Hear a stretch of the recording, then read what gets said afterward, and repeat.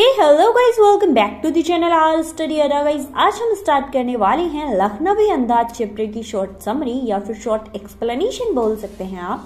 तो गाइस, इस चैप्टर की राइटर हैं आपके यशपाल जी, और यशपाल जी ने अपने एक छोटे से सफर को इस चैप्टर में डिस्कस किया है। तो चलते हैं फटाफट से इस चैप्टर की तरफ। तो गाइस, इस चैप्टर में हमारे लेखक को एक बार कहीं जाना होता है। अब उन्हें बहुत ज्यादा दूर नहीं जाना था, इसीलिए उन्होंने सोच समझकर सेकंड क्लास का टिकट बुक कर दिया, क्योंकि उसमें भीड़ कम होती है। वो आराम से विंडो सीट पर बैठकर बाहर के नजारे देखते हुए एक न्यू स्टोरी सोचना चाहते थे।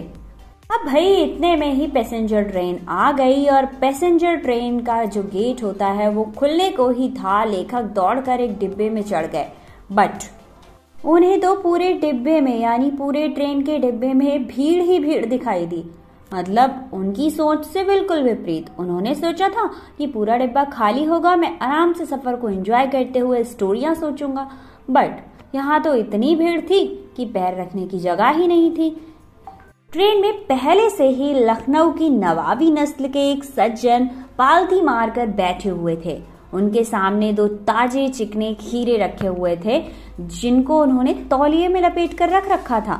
और हमारे राइटर का अचानक से चढ़ जाना और उनके सामने जाकर बैठ जाना शायद नवाब साहब को अच्छा नहीं लगा था। उन्होंने हमारे राइटर से मिलने में कोई दिलचस्पी नहीं दिखाई, न हाय, न हेलो, न स्माइल, कुछ भी नहीं। वो अपनी जगह बैठे रहे।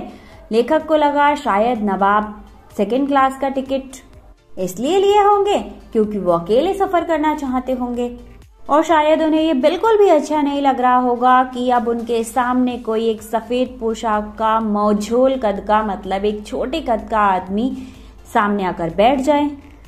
और शायद उन्होंने खीरे भी सफर में अकेले वक्त काटने के लिए खरीदे होंगे, मतलब अपना टाइम स्पेंड करने के लिए खरीदे होंगे। अब हमारे राइटर जो थे वो व्हाइट कलर के क्लोथ्स पहन रखे थे, तो उनके सामने खीरा खाना कितना ऑकवर्ड हो जाएगा ये सोच रहा होगा नवाब। इसीलिए शायद उसने मेरे से सलाम या नमस्ते या फिर हाय हेलो कुछ भी नहीं किया। वो मुझे इतनी इग्नोर करा है।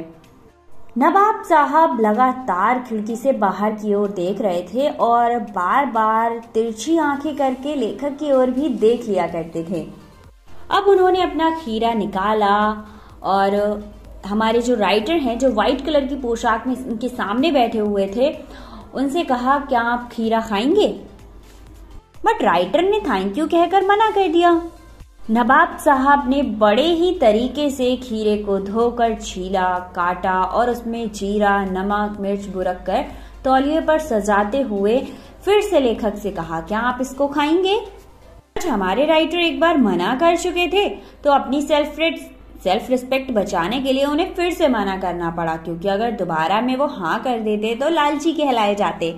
उन्होंने क्या कहा कि मेरा पेट खराब है इसीलिए मैं नहीं खा सकता। अब लेखक सोच रहे थे, अपने मन ही मन सोच रहे थे कि मियाँ रईस बनते हैं, लेकिन लोगों की नजर से बच सकने के लिए अपनी असलियत पर उतर आए हैं। अब नवाब साहब खीरे की एक टुकड़े को या फिर एक फांक को उठाकर अपने होठों तक ले जाते हैं, उसे सूंघा, खीरे की स्वाद का जो खुशबू स्मेल आती है ना, उसका आनंद लिया। उसकी बाद अपनी आंखें मूंद ली, मतलब एक होता है ना स्मेल से आहा क्या खुशबू आ रही है, वो वाली फीलिंग लेकर मुंह में आए पानी। अब भाई खीरे को देखकर तो सबके मुंह में पानी आ ही जाता है, और गर्मी के मौसम में तो जरूर आता है। तो उनके मुंह में जो पानी आया था उसका घूंट उन्होंने पी लिया और उस टुकड़े को खिड़की के बाहर फेंक दिया। मतलब भाई देखकर ही तसल्ली ले रहे थे वो, और उस टुकड़े को खिड़की से बाहर फेंक दिया। उसके स्वाद से जो उनके मुंह में पानी आया था, उस पानी को पीकर ही उन्होंने अपना काम चला लिया था। इस तरह से उन्होंने एक एक कर सारे टुकड़े उठाए और सारे टुकड़ों को सूंघा, फील किया और सारे टुकड़ों को विंडो के बाहर फेंकते रहे। सारे टुकड़ों को विंडो से बाहर फेंकने के बाद उन्होंने अपने हाथों को तौलिए से पोंछा और अपने मुंह को तौलिए से पोंछा। फिर बड़े गर्व और एटीट्यूड के साथ हमारे राइटर की ओर देखने लगे, और नवाब इस नायाब यानी इस अलग से अतरंगी से काम को कर कर थक चुके थे और वो लेट गए। राइटर सोच ही रहे थे कि भाई खीरा इस्तेमाल करने से भी क्या पेट भर ही सकता है।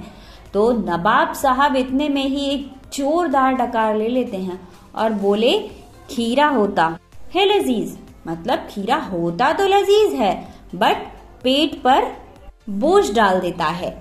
अब उनकी ये लाइनें लेखक की समझ आई हो या ना आई हो, बट इतना समझ में आ गया था कि एक इंसान खीरे की खुशबू लेकर अपना पेट भर सकता है तो बिना विचार के, बिना घटना के, बिना पात्रों के, केवल इच्छा से एक स्टोरी भी बनाई जा सकती है।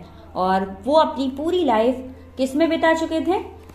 घटना ढूंढते रहते, पात्र ढूंढते रहते, सिचुएशन ढूंढते रहते। वो भूल गए थे कि बिना घटना, बिना पात्र और बिना इच्छा के, मतलब अपनी इच्छा से स्टोरी बनाई जा सकती है। तो आई होप आपको समझ आया होगा चैप्टर।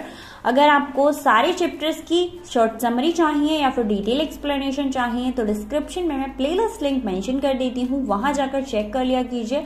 मिलते हैं नेक्स्ट चैप्टर के साथ। Thank you so much.